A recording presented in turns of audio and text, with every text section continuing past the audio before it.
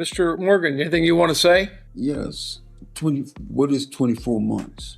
2 years. 2 years. You're not charged with attempting to inflict him with your virus. You're charged with biting him. Only thing that I could do at the time, and I shouldn't have, but I don't usually bite people. I don't. Fight me. You spray me, I'm gonna fight me. I'm gonna fight you. I've dealt with bigger people than you. Older man. Sorry. I'm gotten older, and I've been through lots of stuff as a youngster. This guy is in court today because he got into a fight with a corrections officer while he was already locked up for an attempted murder case. And it wasn't just a little scuffle. He actually bit the officer, along with some other stuff I'll let you see play out so I don't spoil it. What really blew my mind is that he had no idea what 24 months meant.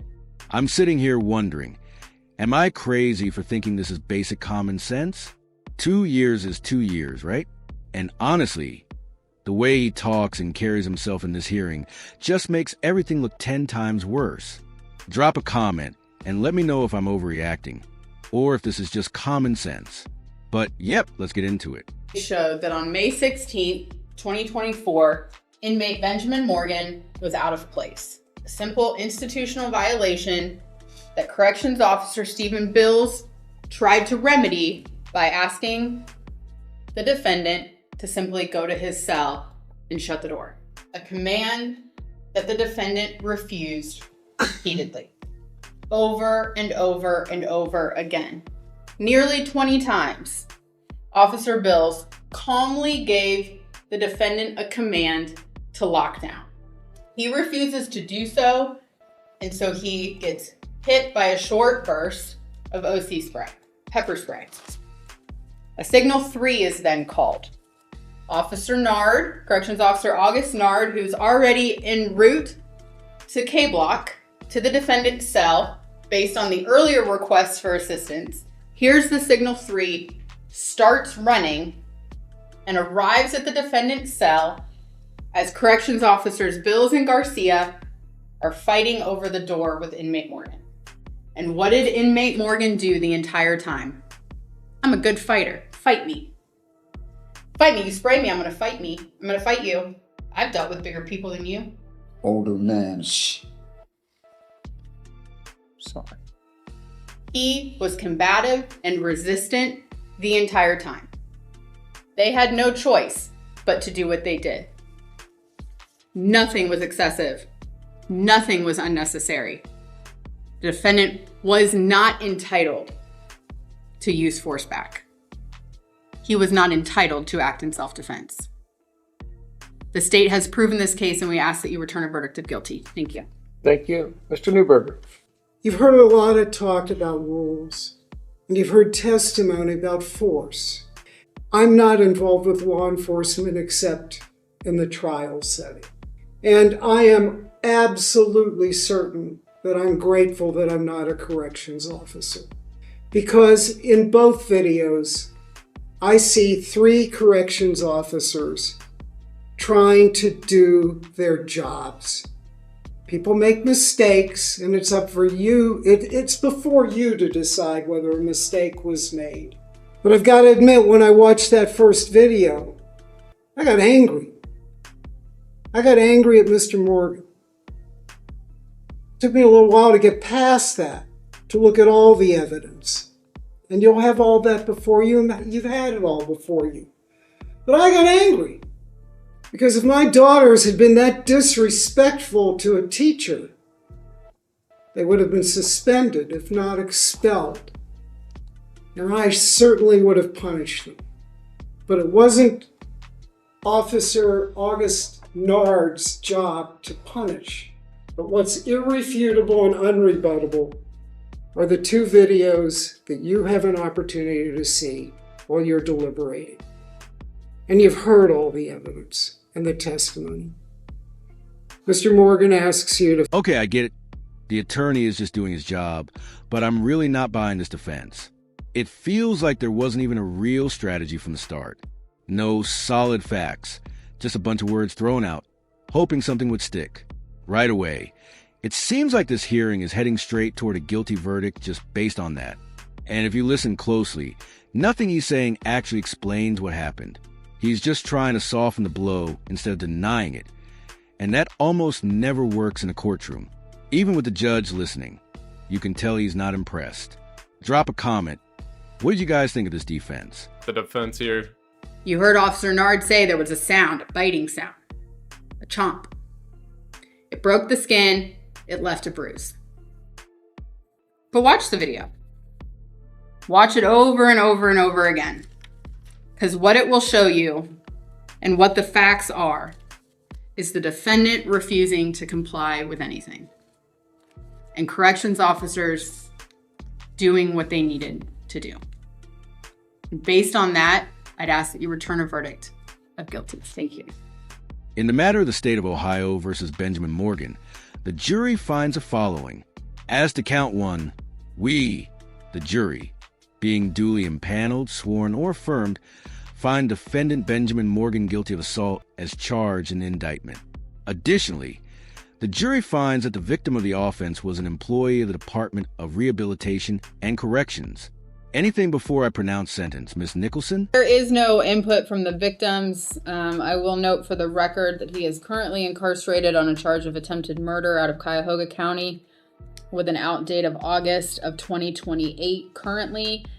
He does have other records to include burglaries, robberies, aggravated assaults. The court heard the facts at trial. We would ask for a minimum 24-month sentence to be imposed. Mr. Newberger, anything on behalf of the defendant? He may want to speak on his own behalf. Okay. Mr. Morgan, anything you want to say? Yes. What is 24 months? 2 years. 2 years.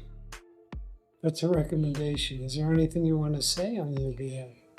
Yes, I truly wasn't. I truly wasn't trying to. That even when the incident happened, Judge, I just lost it. I was going through lots of stuff already. People were taking things of mine, and I had been going through that for a minute. When I was having stuff taken from me, I was trying to address it with the officer, and at the time, I had already was just going through stuff. And the incident between me and that officer, like I said, like he said, we have never had a problem. Never had a problem. And when he came into that, and when that happened, that incident happened, I never thought that I would even would go through something like that. So I apologize to the court. But the thing of it is being responsible. Being an adult and being responsible is the thing that I've gotten older now, and I've seen a lot of stuff.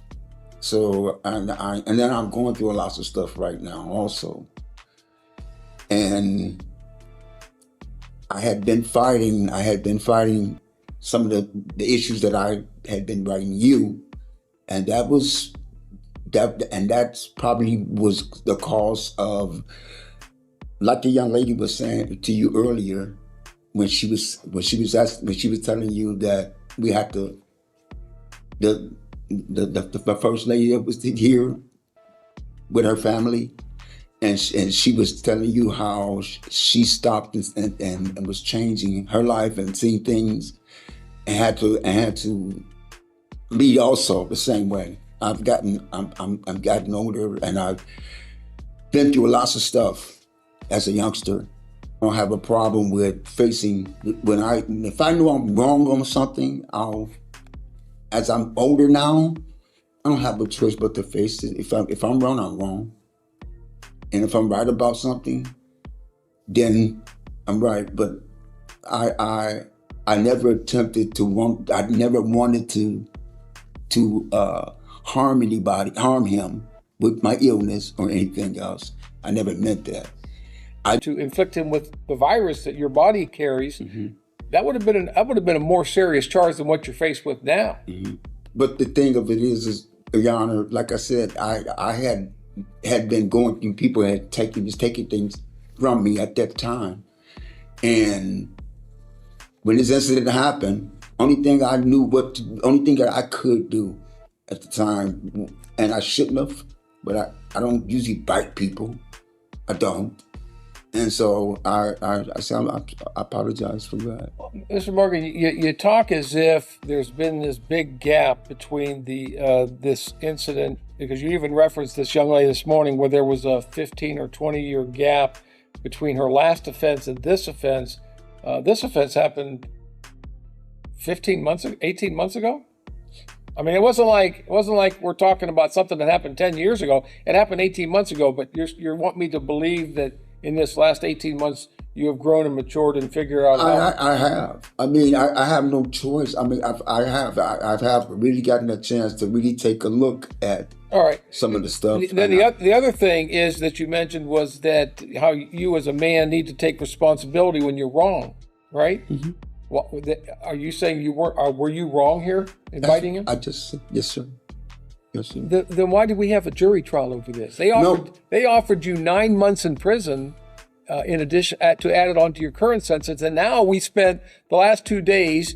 You've been traveling to and from Toledo the last 2 days. I got 2 corrections officers getting up at 4 a.m. to transport you from Toledo this morning. Why did you go through all this if you were wrong?